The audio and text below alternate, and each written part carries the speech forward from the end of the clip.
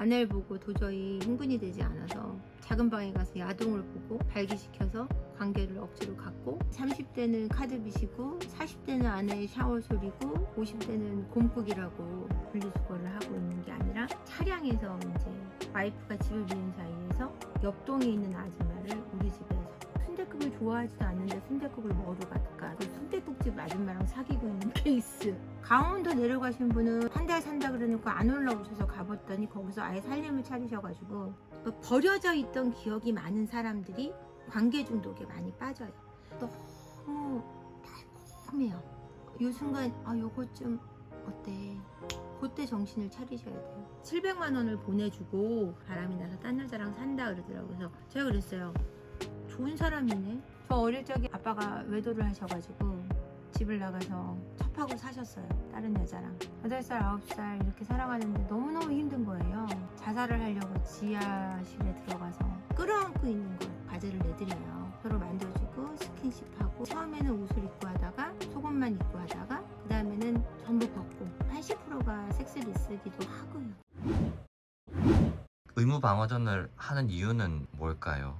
6개월에 한 번 관계를 갖는다. 그건 도대체 왜 하냐 그랬더니 너무 멀어질까봐 아내를 보고 도저히 흥분이 되지 않아서 작은 방에 가서 야동을 보고 발기시켜서 관계를 억지로 갖고 이제 끝낸다. 6개월에 한 번. 남이 되지 않으려고 그러시는 것 같아요. 근데 그렇게 한다고 이어질 수가 있나요, 관계가? 아주 100% 안 하는 것보다 낫다고 생각하는 거고, 그분은 외도 중이셨으니까 외도하는 거를 티내지 않는 방법 중에 하나로 쓰신 거겠죠. 가정을 지키려고요. 네, 지키려고요? 속이려고요. 약간 우스갯소리일 수도 있는데 짤 같은 게 있더라고요. 지금 마누라 샤워하고 있는데 죽은 척 할까요? 저도 봤어요. 남자들이 무서워하는 게 30대는 카드빚이고 40대는 아내의 샤워 소리고 50대는 곰국이라고. 그거 끓여놓고 아내분들이 여행을 일주일씩 갔다 오신대요. 근데 아내의 샤워 소리가 무서워지면 체력이 딸리시는 거잖아요. 그래서 무섭다라고 하시는데 저는 이게 그렇게 들리지 않고 외도 안 하시고 아내분을 어여삐 여기시면 해결이 되지 않을까라고 저는 생각이 드는데 피디님은 어떠세요? 전 아직 결혼 안 해가지고 지금은 네. 어떤 동생이 아는 형한테 형 나 결혼할까 봐요 그랬더니 형이 하지마. 왜요? 이러니까 그냥 하지마 씨발 이러거든요. 굉장히 유행했던 짤인데 요즘 30대 남자들이 결혼을 회피하고 있잖아요. 20대 때는 여자를 볼 때 10개 중에 하나만 되면 오케이 하고 사귀었는데 30대가 되니까 10개 중에 하나만 안 되면 노가 되더라는 거예요. 자신도. 그리고 남성들이 가져야 되는 사회적 무게가 너무너무 많아진다라는 거예요. 예전에는 그냥 회사를 잘 다니고 있으면 돼. 지금은 결혼을 하면 회사 갔다 와서 애를 잘 봐주는 남자가 아니면 되게 나쁜 남편이 되거든요. 거기다가 또 아내랑 정서적으로 눈높이를 맞춰주지 않으면 나쁜 남편이 되고, 하나만 잘해서는 좋은 남자로 살기가 너무 어려운 세상이 된 거예요. 그냥 회사만 다녀서는 능력 있는 남자로 인정받기가 너무 어려운 시대가 된 거죠. 그렇다 그러면 여성들은 그렇지 않냐? 여성들도 마찬가지예요. 예전에는 취집이라는 게 있었어요. 저희 세대만 해도. 결혼하려면 쉬어도 돼요. 요즘 딸 뭐예요? 그러면 시집 가려고 쉬어요. 이게 가능했어요. 저희 때는. 그러면은 아우 참하다 그랬어요. 요즘엔 딸 뭐예요? 그래서 집에서 결혼하려고 쉬어요. 그러면 어머 걔는 시집 다 갔네요. 그만큼 달라졌다고요. 남성이건 여성이건 서로 원하는 게 너무 많아진 시대여서 결혼이 자꾸 없어지고 비혼주의로 가고 있을 뿐 아니라, 근데 또 결혼하면 좋다고 하더라고요. 남자들이 결혼하면 제일 좋은 이유는 한 가지라고 생각한다 그러더라고요. 어떤가요? 내가 좋아하는 예쁜 여자랑 자주 잘 수 있는 거. 그렇다고 믿고 결혼을 하는데, 야 결혼하면 마음대로 섹스할 수 있을 줄 알지? 근데 아니야, 허락받기가 더 힘들어. 이렇게 얘기를 한다는 거죠. 결혼한 친구 있어서 물어보니까 네. 결혼하면 엄청 좋다고 하더라고요. 뭐가 좋대요? 그냥 좋대요. 엄청 좋은데 안 하면 더 좋다고 해가지고 제가 아까 사무실에서 불륜이 제일 많이 일어난다고 하셨는데 사무실 말고 생각지도 못한 그런 곳이 있을까요? 정말 깜짝 놀랄 정도로 신박해요. 밑에 층 주부하고 분리수거 시간이 자꾸 남편이 길어져서 내려가 보니까 분리수거를 하고 있는 게 아니라 차량에서 바람을 피고 있는 걸 발견한 케이스도 있고요. 와이프가 집을 비운 사이에 옆동에 있는 아줌마를 우리 집에서, 그리고 또 특정한 아파트의 편의점에 계속 남편이 가는 거예요. 남편은 편의점을 한 번도 평생을 간 적이 없는 사람이에요. 자기 속으로. 알고 보니 거기에 집을 사서 상간녀와 살고 있는 거예요. 순댓국 순댓국을 너무 자주 먹으러 가서 좋아하지도 않는데 순댓국을 먹으러 갈까 생각했더니 그 순댓국집 아줌마랑 사귀고 있는 케이스. 순댓국집 아주머님의 나이대가 좀 있을 것 같은데요. 그 남편도 나이가 50대고 남편이 밑도 끝도 없이 강원도나 제주도에 가서 한 달 살고 오겠다 이렇게 얘기하시는 케이스가 있어서 저한테 내담 오신 분들이에요. 두 분 다 바람이 나 있었어요. 강원도 내려가신 분은 한 달 산다 그러놓고 안 올라오셔서 가봤더니 거기서 아예 살림을 차리셔가지고 이분이 60대셔가지고 아예 이혼을 하고 상간녀랑 강원도에 눌러 사시는 케이스가 있었어요. 다들 바람 피면 안 된다는 잘못은 다 인지는 할 텐데 네. 중독이 되는 과정은 어떻게 되는 거예요? 처음에는 바람이라고 생각하지 않아요. 그냥 뭐 밥 한 번 먹는 게 나빠? 밥만 먹는데 어때? 그러다가 그래 한 번쯤은 괜찮겠지. 한 번만으로 끝내자. 이런 식으로 해서 바람으로 이어지고 내가 이렇게 하는 데는 내 잘못만이 아니야. 내 배우자의 잘못도 있어. 난 나대로 너무 외로워. 나도 살려고 이러는 거야 라고 자기 합리화를 찾고 자기 방어를 하게 돼요. 자기도 모르게 바람에 중독이 되는 거죠.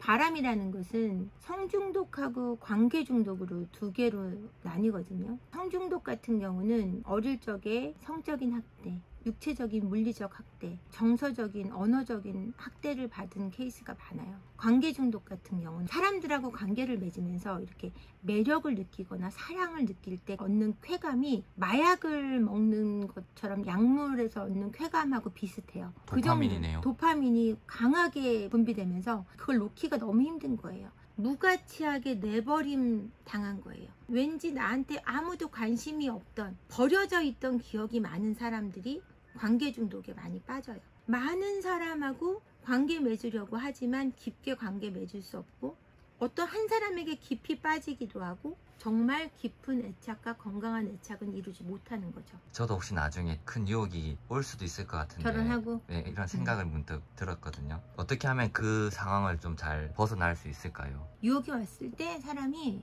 묘하게 너무 달콤해요. 이 순간 요거 좀 어때? 뒤에 아무 문제 없으면 되지. 아무 생각이 안 들거든요. 그때 정신을 차리셔야 돼요. 이게 절대 안 걸릴 수 없고 이게 걸리는 순간 나한테 너무나 많은 걸 잃어버릴 수 있다는 사실을 바짝 하고 정신 차리셔야 돼요. 내 가정이 끝나고 내 아이들이 정말 병든다는 거, 정말 끝간데 없이 나락으로 떨어질 수 있다는 거, 더불어서 내 인생도 망가진다는 걸 생각하셔야 돼요. 정말 이게 안 걸릴 수 없다는 것만 명확하게 아시면 멈출 수 있는데 절대 안 걸린다고 믿기 때문에 바람을 피시는 거예요. 꼬리가 길면 잡히는데 꼬리가 짧아도 걸린다는 거죠. 짧아도 잡히는 거. 네. 꼬리는 꼬리라는 거죠. 보니까 요즘에 스파이 앱 이런 게 있더라고요. 있어요. 그런 거 깔아서 해도 법적 증거로 되는 건가요? 그게? 절대 법적 증거로 쓰이지 않을 뿐더러 스파이 앱을 까시는 아내분들, 남편분들이 생각보다 많아요, 여러분. 그걸 하면 뭐가 안 좋냐면요. 사람이라는 것은 민낯이 있는 거예요. 저 화장 벗으면은 말할 수 없을 정도로 진짜 보기 힘들거든요. 그게 민낯이에요. 네. 그 민낯을 다 보고 상대방하고 살아갈 수 없어요. 그것뿐이 아니고 본인도 본인 민낯을 다 사실은 모르거든요. 내가 내 입으로 뱉는 말도 진실이 아니란 말이에요. 100%는. 그 진실을 알겠다고 스파이 앱을 까는 순간 둘이 같이 불행해지는 거예요. 진실이 때로는 너무 해로울 수 있어요. 어느 정도의 진실만 아시면 되는데 쓸 수도 없는 그 증거를 가지고서 서로 괴로운 일은 하지 않으셨으면 좋겠어요. 1년 내내 거기에 노예가 되셔가지고 막 피폐해지셔가지고 저한테 오세요. 증거는 잡지만 뭐가 남죠? 트라우마가 남고 너무너무 괴롭고 두 분 사이에 믿음이라고는 일도 존재하지 않은 채로 함께 살아가셔야 돼요. 이혼이 두려워서. 근데 그게 다는 아니잖아요. 두 분 사이에 살아오신 게. 그리고 안 볼 때 하는 말이 어떻게 다 진심이겠어요. 그냥 센 척 하느라고 하는 말도 있고 그 상대방 듣기 좋으라고 하는 말도 있고 그런 말들이 다 같이 나 없을 때 하는 말은 진심이고 나 있을 때 하는 말은 진심이 아니에요? 들고 다닐 때 일상생활의 내용이 다 들려요. 식당 아줌마한테 가서 여기 밥 주세요 이모님. 우리 마누라 밥보다 맛있네. 이런 얘기도 다 들리는 거예요. 소름인데요. 너무 불행해지는 거예요. 와이프한테 700만 원을 주면은 이혼율이 거의 제로라는 게 좀 시간이 지났으니까 지금은 한 월 1000이 돼야 되지 않을까 싶긴 한데 무슨 일을 해도 이혼을 잘 안 한대요. 근데 상담을 오래 해보니까 꼭 그렇진 않더라고요. 돈이 다는 아니고요. 남편분이 재산이 많을수록 이혼에 대해서 주저를 많이 하세요. 이건 또 상대적인 게 너무 돈이 없어도 이혼을 주저하세요. 이혼하고 나서 살기가 힘드시니까. 본인의 친구가 너무 불쌍하다, 그 남편이 너무 나쁜 놈이다, 바람이 나서 집을 나갔는데 돈을 잘 버니까 생활비를 애들이 2명인데 700만 원을 보내주고 바람이 나서 딴 여자랑 산다 그러더라고요. 그래서 좋은 사람이네, 제가 그랬거든요. 왜요? 그러는 거예요. 그래서 아니, 그래서 나가도 생활비를 많이 주고 책임을 다하니까 그래도 아주 나쁜 놈은 아니에요. 바람을 피면서 외도를 하면서 집을 나가서 생활비를 끊어버리는 사람들이 너무 많기 때문에, 그래도 아이들의 생계를 책임지기 위해 그 책임을 하는 사람들은 그래도 조금 덜 나쁜 사람? 근데 700만 원이면 여자들이 이혼을 안 한다, 그래서 여자들이 돈 때문에 산다, 이렇게 생각하시면 안 될 것 같아요. 그럴 때 내 아이들을 지킬 수 있는 가능성이 높으니까, 그래도 내 아이들을 부족하지 않게 키울 수 있는 조건은 되니까 그래도 지키려고 노력한다라고 저는 표현하고 싶은데요. 이 자리까지 오시면서 제일 힘들었던 점은 어떤 게 있으셨어요? 저 어릴 적에 아빠가 외도를 하셔가지고 집을 나가서 첩하고 사셨어요, 다른 여자랑. 8살 때. 그래서 엄마가 남동생만 데리고 부산으로 가버리셨어요. 친정으로 한 4년, 5년간. 그때 엄마 없이 제가 컸거든요. 언니들하고 할아버지랑. 할아버지가 저희를 너무 많이 때리고 밥 차려라 뭐해라 하면서 집에 불을 지르기도 하고, 화가 나시면 술을 드시면 아빠 나가 사시고 그러니까 언니들도 이제 철이 없으니까 언니들이 하기 싫으니까 저한테 하라고 때렸거든요. 8살인데. 8살, 9살 이렇게 살아가는데 너무너무 힘든 거예요. 아, 엄마가 안 오겠구나 이런 판단이 서더라고요. 자살을 하려고 지하실에 들어가서 운동화 끈으로 목을 맸었거든요. 목을 딱 맸는데 운동화 끈이 끊어진 거예요. 땅에 탁 엉덩이가 쿵 하고 떨어졌어요. 제가 처음 든 생각이 살았다 였어요. 그래갖고는 그때 이후로 이제 열심히 살아오면서 엄마가 중학교 때 돌아오셨고 아빠도 그때 첩하고 헤어지고 돌아오셨어요. 남자가 바람 피다가 돌아오잖아요. 그러면 사업이 안 돼요. 사업이 잘 될 때 이제 첩이 생겼고 집안이 이제 막 망해가는 거예요. 빨간 딱지가 붙고 먹고 살기가 힘들어졌어요. 너무 배가 고파서 막 고모네 집 가서 밥 얻어먹고 소금물에다 밥 말아 먹고 막 이랬어요. 반찬이 없으니까요. 그렇게 크다가 엄마가 돌아와서 조금 마음을 놓고 사는데 항상 슬펐던 것 같아요. 우울증으로 굉장히 고생을 많이 했었고요. 그러다가 이제 24살에 제가 결혼을 했거든요. 남편하고 사이가 정말 좋았어요. 20년 동안. 근데 가정 문제가 발생을 하죠. 저희 남편하고. 그래서 헤어지게 되고. 지금 남편분이랑 이혼하셨다는 건가요? 네, 헤어져 있죠. 혹시 그게 외도 때문인가요? 그거는 말씀드릴 수 없습니다. 저는 아이들을 키우고 있고 아이 초등학교 6학년 때 5학년 때 이제 끝났고요. 서로 간의 문제겠죠.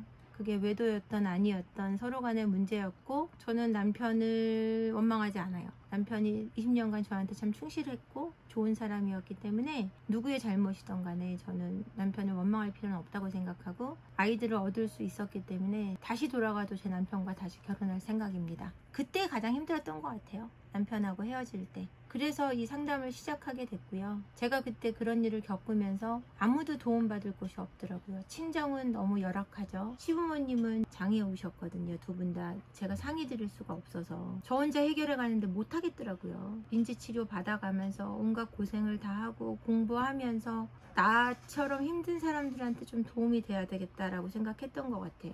나를 위해서 시작한 게 아니고 나처럼 힘든 사람들을 위해서 시작하다 보니까 아마 이 일이 잘 되지 않았나. 그런 사연이 있으셨네요. 네. 지금 생각해도 눈물이 날 것 같은데 눈물 꼭 참았습니다. 네. 결혼 생활하면서 여러 가지 문제로 힘들어하고 계실 분들이 많으실 텐데 그분들께 한 말씀 해주신다면요?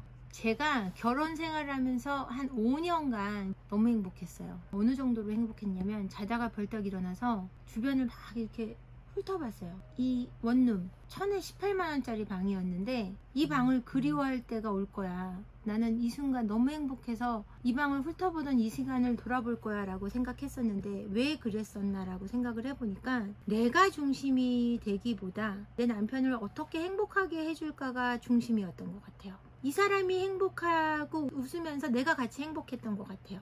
저도 좀 자존감이 강한 사람은 아니었기 때문에 이 사람하고 함께 하는 게 너무 행복하고, 이 사람이 날 보며 웃는 게 행복하고, 이 사람한테 맛있는 걸 해주면서 내 행복을 느끼고, 이렇게 함께 하는 게 너무너무 행복해서 거기에 집중했는데 5년이 지나면서 제가 중심이 됐어요. 이 사람이 나를 행복하게 해줘야 되고, 이 사람이 나 때문에 희생해야 되고, 이 사람을 내 맘대로 해야 되고, 이 사람이 내 말을 안 들으면 불행하고, 그렇게 중심이 바뀌더라고요. 그러면서 제가 참 불행해졌던 것 같아요. 우울감이 오기 시작하고. 그러니까 여러분들 행복하려면 내가 중심이 돼서 행복하기보다는 이 사람을 위하는 마음이 기본적으로 들어 있어야 되는 것 같아요. 내 맘대로 하려고 하는 마음이 들 때부터 불행해졌거든요, 저는. 그러니까 그거는 나의 어릴 적 불행했던 집안에 대한 불안이 작용했던 것 같아요.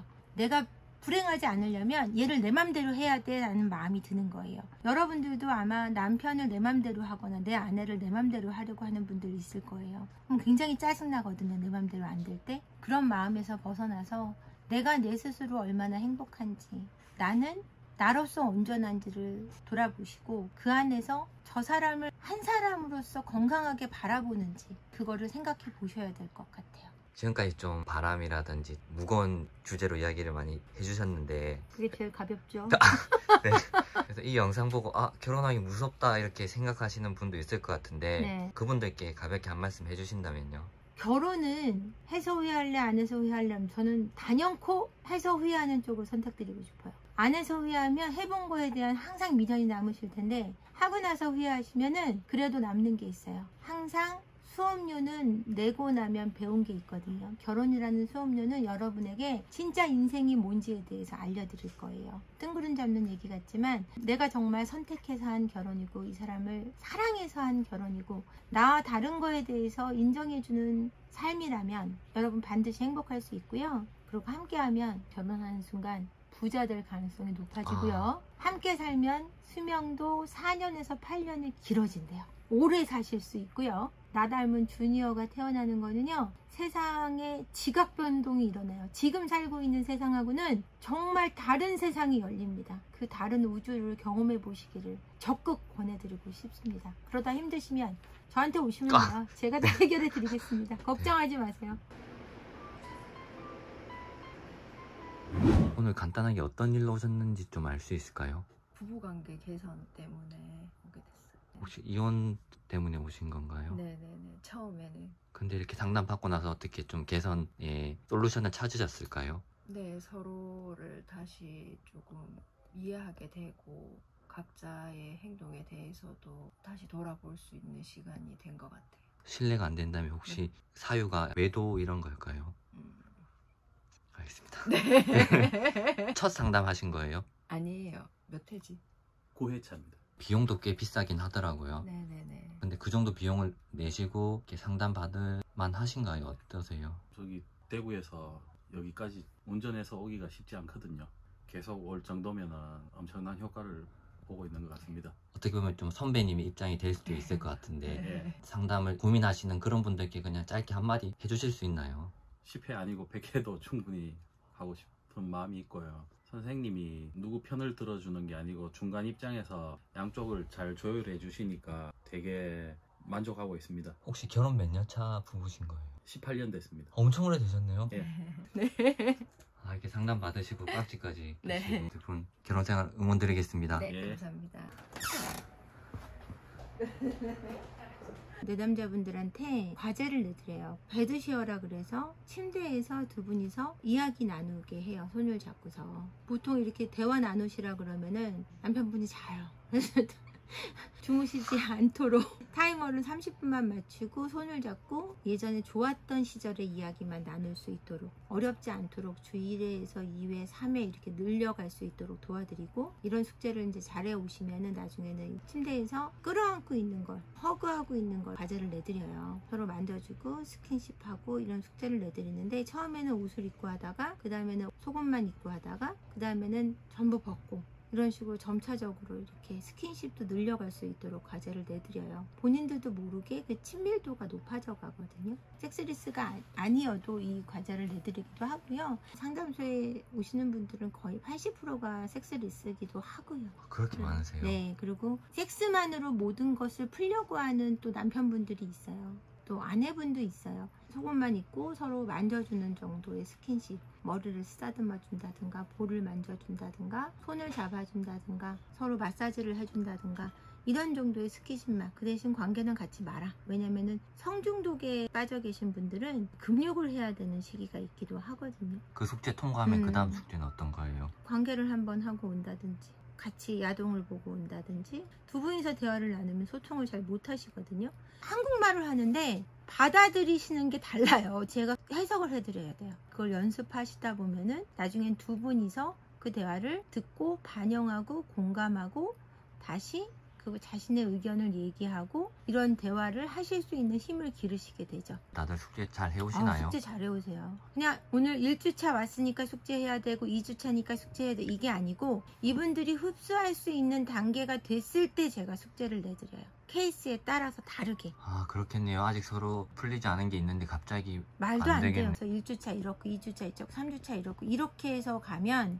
반감이 굉장히 강해요. 부부관계는 다 특수해요. 각 부부마다 커플마다 같은 문제라고 해도 그분들의 특수성을 다 고려해야 되는데 그렇게 하지 못해서 부부상담소에서 부부상담을 실패하는 경우가 생기는 거예요. 일반적인 부부들이 문제가 있어서 오셨을 때 보통 5회나 뭐 10회 정도면 해결이 된다라든지 그런 평균적인 횟수가 있을까요? 평균적으로 한 10회에서 15회 정도가 되는 것 같고요. 되게 단기적으로는 6회, 되게 늦으시면 20회. 그 정도 아니면 어느 정도 그래도 해결책이 네, 보인다는 해결이 거네요. 됩니다. 혹시 지금까지 총 몇 커플 정도 이렇게 상담을 하신 거예요? 전화 상담까지 막 이런 상담까지 다 하면은 한 2, 3만 건 되지 않을까 싶습니다. 대표님 오늘 이렇게 촬영해 보셨는데 좀 네. 어떠셨어요? 제 삶에 대해서 막 돌아보고 이렇게 하고 싶은 얘기 다 하니까 너무 재밌었고요. 항상 제가 살아가면서 생각하는 게 뭐냐면 제 아이들을 위해서 제 삶을 건강하게 살고 싶다. 이거 보시는 분들도 항상 본인의 삶을 건강하고 열심히 살고 싶은 목적이 분명하셨으면 좋겠어요. 부부상담, 심리상담을 하면서 가장 기쁜 게 뭐냐면 처음에 이혼한다고 이렇게 오셨다가 끝나고 가시면 화장실 가면 서로 옆구리 꼬집고 막 까르르 웃고 막 가세요. 그러면은 제가 이렇게 안쪽에서 보고 있으면 그게 그렇게 웃겨요. 저 혼자 막 현우 터지거든요. 그걸 보면서 못 살겠다고 저런 남자 저런 여자랑 못 살겠다고 막 이러시다가 너무 좋아서 돌아가시는 걸 보면 그게 너무 귀엽고 예뻐요. 상담 전에 항상 힘들어요. 내가 오늘 이 상담을 정말 잘해낼 수 있을까라는 긴장이 매일매일 돼요. 상담에 들어가면 저도 제가 아닌 것 같아요. 너무너무 재밌고요. 그분들이 어려운데 넌 재밌냐 이게 아니고요. 정말 그분들 인생 속으로 제가 확 빨려 들어가면서 이분들의 삶을 제가 행복하게 만들고 있다는 사실에 대해서 저의 효능감을 느끼면서 행복해져요. 이걸 보시는 분들도 항상 행복하셨으면 좋겠고요. 제가 살아가는 모습 보여드렸는데 보시고 용기를 얻으실 수 있는 부분이 있었으면 좋겠습니다.